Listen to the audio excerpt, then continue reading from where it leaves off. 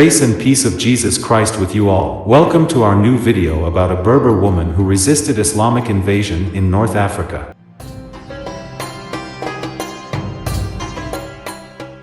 I apologize for the absence for reasons beyond my control, but I thank God that I am back and I missed you.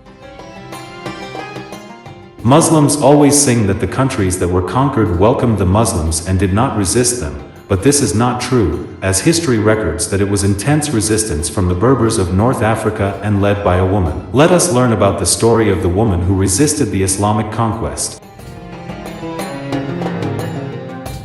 Before we start, please hit the like button, share it with friends, and subscribe to stay tuned for more videos.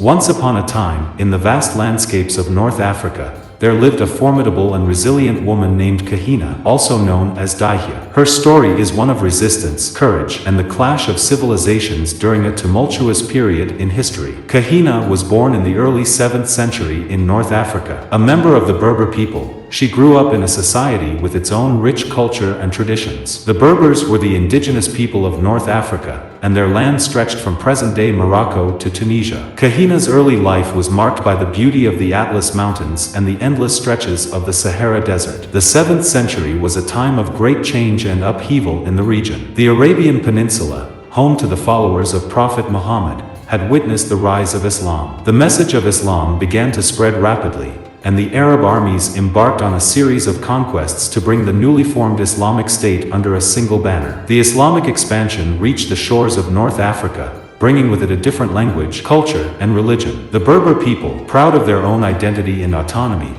were not eager to embrace this foreign influence. The clash between the Berber and Arab worlds was inevitable, and at the center of this conflict stood Kahina. Kahina emerged as a charismatic and powerful leader among the Berbers. She was known for her intelligence, strategic acumen, and deep connection with the land. As the Arab armies advanced into North Africa, Kahina rallied her people to resist the invaders. Her vision was to preserve the Berber way of life and prevent the subjugation of her people under the rule of the expanding Islamic State. The first major conflict occurred in the 680s when Islamic forces, led by the Umayyad general Uqba ibn Nafi, clashed with Kahina's Berber warriors. The Battle of Tahuda was a fierce confrontation that saw Kahina employing guerrilla warfare tactics, utilizing the challenging terrain to her advantage. Despite facing overwhelming odds, Kahina's forces inflicted significant casualties on the Islamic invaders, forcing them to retreat temporarily. Kahina's story is the oversimplification of the conflict as a religious war between Muslims and non-Muslims. In reality, the struggle was more complex, rooted in the clash of different cultural identities, political ambitions, and the desire for territorial control. The Berber resistance was solely a rejection of Islam and a fight for autonomy and the preservation of their distinct way of life. As the conflict continued, Kahina faced internal challenges as well. Some Berber tribes were more willing to collaborate with the Arab forces in exchange for favorable terms. This internal division weakened the overall resistance against the Islamic invaders. Kahina, however, remained steadfast in her commitment to the cause, attempting to unite the Berber tribes against the common threat. The second major confrontation took place at the Battle of Mekhlali in 688. This time, the Arab forces, now led by the Umayyad Caliphate, were determined to crush the Berber resistance once and for all. Kahina's forces fought valiantly, but the tide turned against them. The Berbers suffered a significant defeat and Kahina herself was captured. The fallacy that persists is the notion that Kahina's resistance was futile and that she was merely a symbol of a lost cause. In reality, Kahina's efforts had a lasting impact on the region. The Berber resistance delayed the Arab conquest and contributed to the eventual amalgamation of Berber and Arab cultures in North Africa. Kahina's legacy lived on in the collective memory of the Berber people, symbolizing the spirit of resistance against external forces. Following her capture, Kahina's fate remains shrouded in mystery and legend. Some accounts suggest that she converted to Islam, while others claim she took her own life to avoid being paraded through the streets of the victorious Arab conquerors. The uncertainty surrounding her end adds an air of mystique to Kahina's story,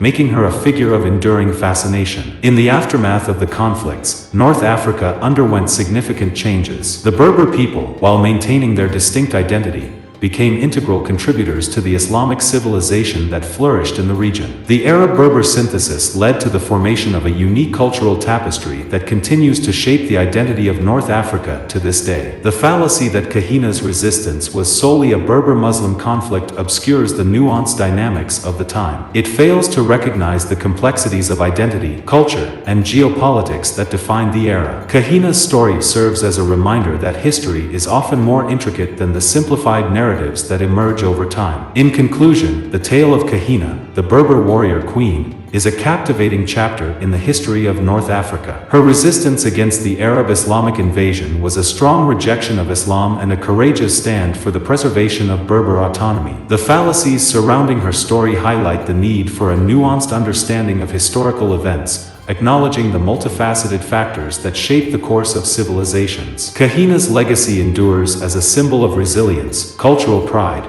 and the enduring quest for freedom in the face of formidable challenges caused by Islamic invasions. This story exposed the lies of Muslims that the Islamic invasions was welcomed by nations and they called openings of countries. Please hit the like button, share it with friends, and subscribe to stay tuned for more videos. God bless you all.